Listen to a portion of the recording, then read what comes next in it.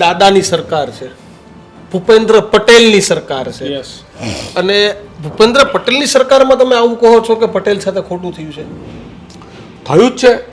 આખા ગામે વિડીયો જોયા છે દીક્ષિતભાઈ, તમે ચલવ્યા છે, કિશનભાઈએ ચલવ્યા છે, માર પડ્યા છે, હોરના ફોટા છે. એ પછી એફઆઈઆર નોંધવામાં ગલ્લા તલ્લા, એફઆઈઆર નોંધાય પછી આરોપીઓને પકડવામાં ગલ્લા તલ્લા, આરોપીઓ પકડાય તો કેમ રીકન્સ્ટ્રક્શન ગોંડલમાં નહીં?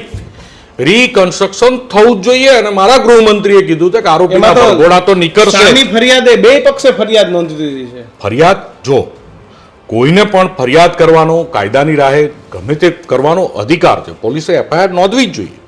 હું એમાં સહમત જ છું.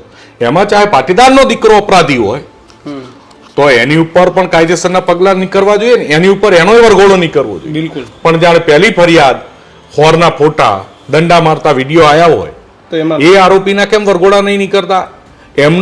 એમનું ઘર કેમ નથી તૂટતું? એમનું ઘર જો અમદાવાદના ઘર તૂટતા હોય આરોપીના, તો ગોંડલમાં આરોપીના ઘર તૂટવા જોઈએ.